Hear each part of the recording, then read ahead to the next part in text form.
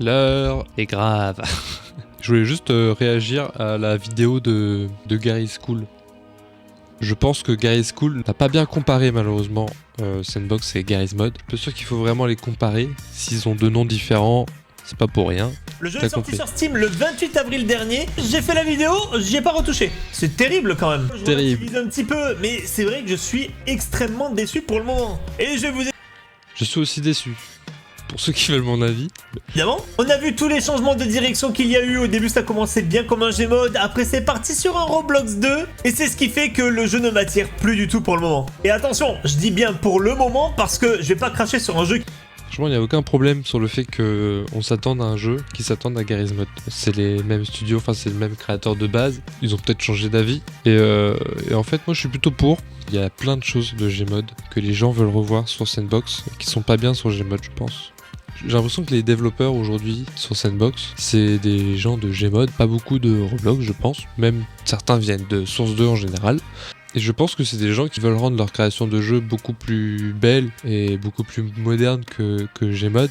Créer un jeu sur Sandbox aujourd'hui, c'est compliqué. Le jeu est sorti alors que c'est très dur de sortir un jeu qui marche bien, qui est stable. Et c'est aussi la chose dont je suis complètement d'accord, le lancement de Sandbox est un peu chiant, dans le sens où ils ont sorti leur jeu beaucoup trop tôt. Bon, peut-être qu'ils auraient dû le faire en Early Access, hein, ça aurait été peut-être un petit peu mieux.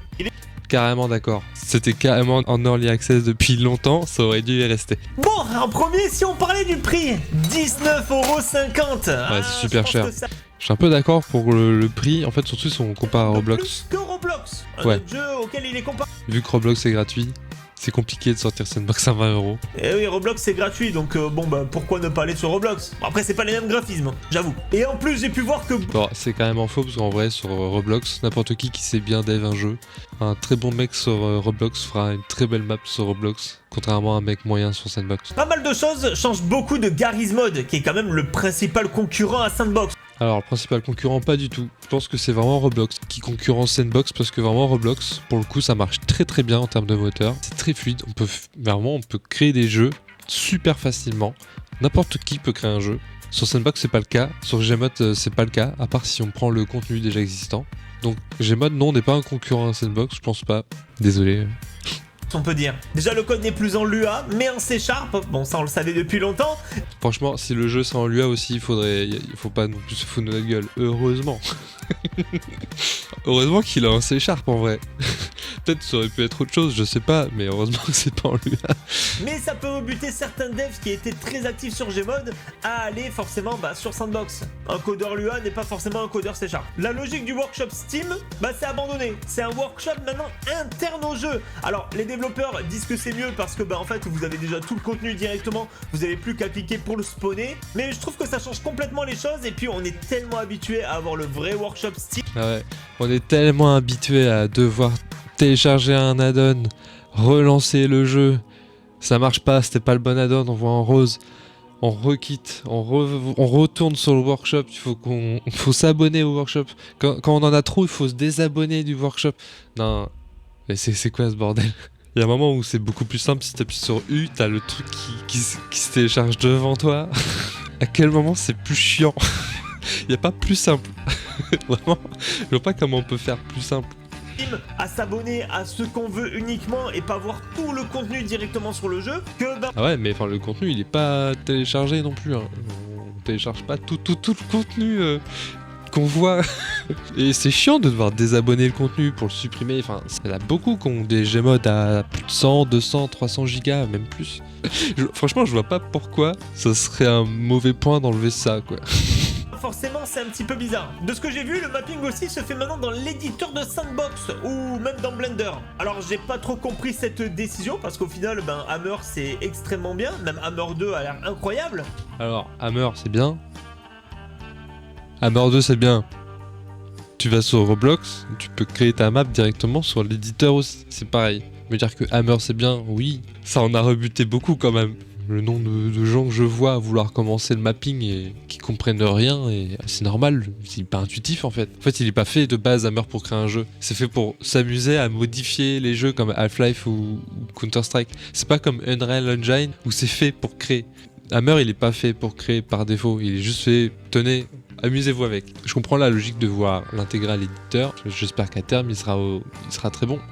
Et après, ça reste de la création de jeux vidéo. Je veux dire, s'il faut passer par Blender pour avoir un beau jeu, bah Blender, ça reste énormément de tutos sur internet. Je pense que n'importe qui d'un peu motivé peut créer du contenu.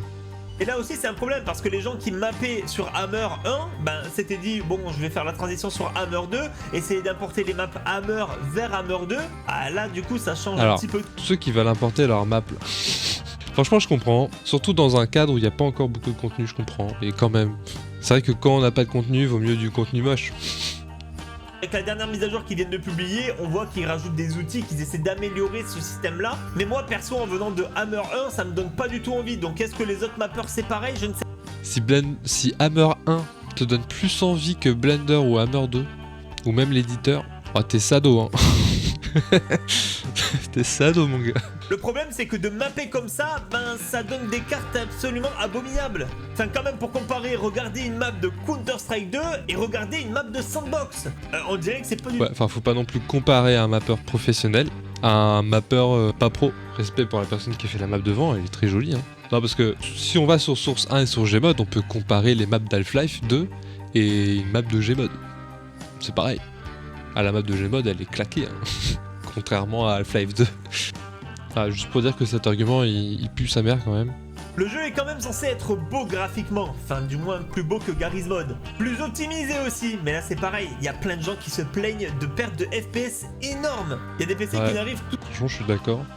Les évaluations Steam sont très moyennes. Sur près de 4000 avis, les gens expriment leur déception. Surtout par rapport aux jeux créés par... Je vais pas donner mon avis sur les avis.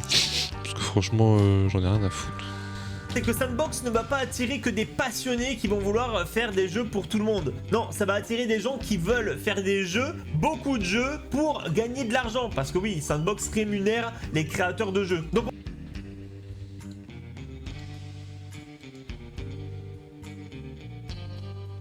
on va avoir un peu cet effet de jeu farming, pas forcément de qualité, pour que des gens aillent dessus et que eux ils gagnent beaucoup d'argent. Et justement depuis que j'ai commencé à écrire cette vidéo, ça je pense que c'est aussi à la commu de...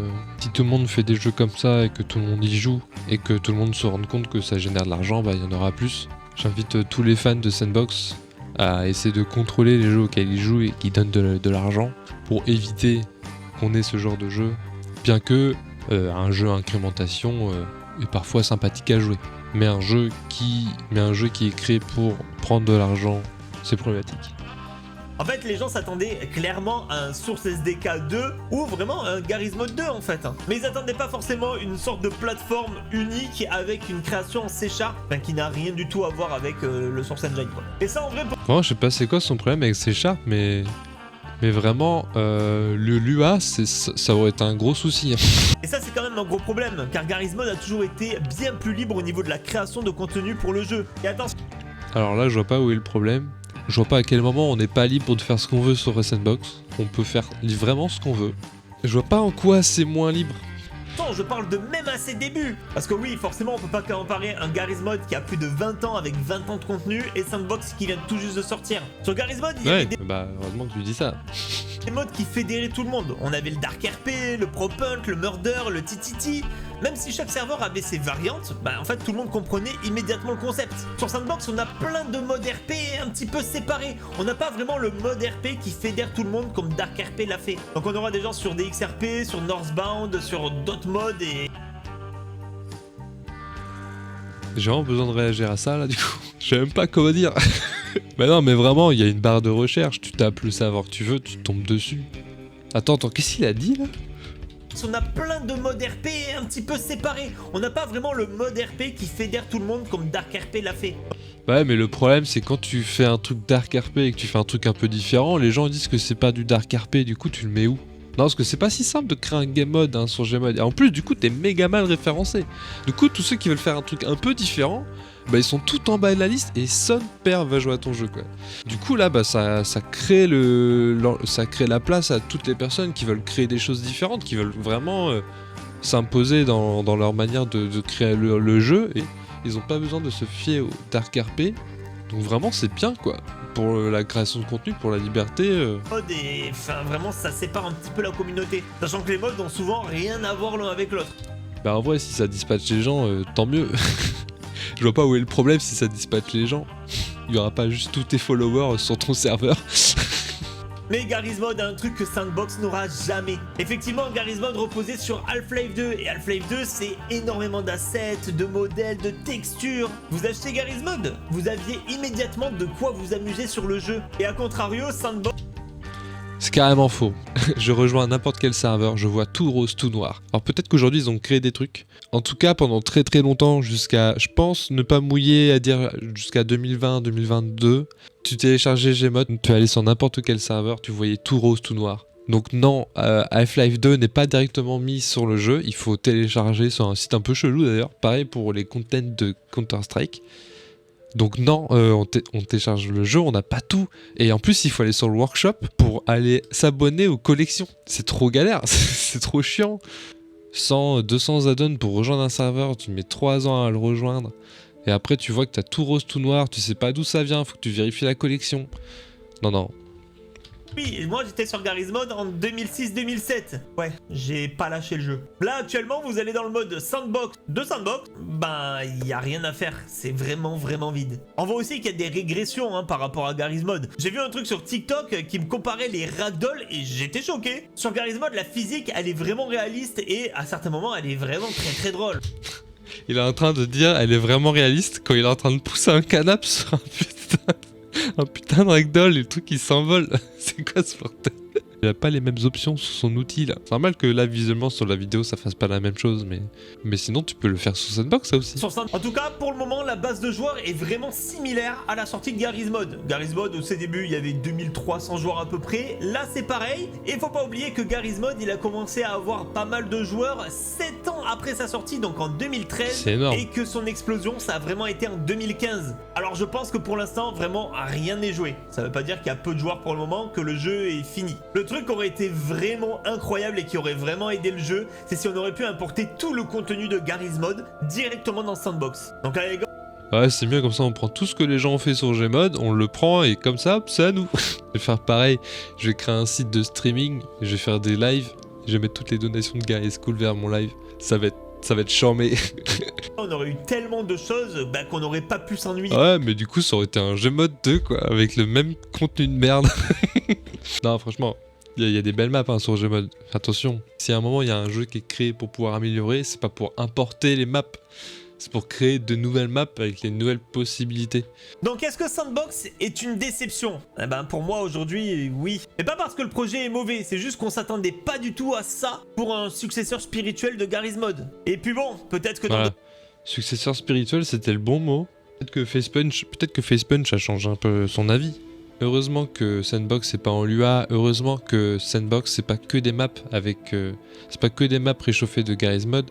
Il faut que Sandbox ça reste quand même un jeu moderne avec un nouveau moteur qui exploite les nouvelles technologies, les nouvelles possibilités. Heureusement qu'on a pu aller dans le workshop pour télécharger nos add-ons. Heureusement que j'ai pu aller sur un site un peu chelou pour télécharger les Half-Life content et les Counter-Strike content. C'est vrai qu'il y a beaucoup de choses qui reposent sur Facepunch, mais il y a quand même beaucoup de choses qui reposent sur la communauté. Et tout ça, c'est à la communauté de créer les choses, de ne pas faire que du réchauffé de Garry's Mod, de vraiment utiliser les nouvelles fonctionnalités et d'essayer de pouvoir créer une communauté qui n'est pas toxique. En tout cas, essayons de créer des jeux matures à l'image de Garry's Mod après tout ce temps passé. Donc vraiment, je pense que c'est important et c'est à chacun d'entre nous de faire bien les choses proprement. Et surtout ne pas recréer les mêmes erreurs qu'on a. Et surtout ne pas recréer les erreurs de Garry's Mod. Juste parce qu'on veut un Garry's Mod 2. Il y aura toujours des jeux qui seront créés pour générer de l'argent. Mais c'est aussi à la communauté de choisir ses jeux et de jouer à des jeux qui ont été faits par des passionnés. Voilà, c'était juste un petit message.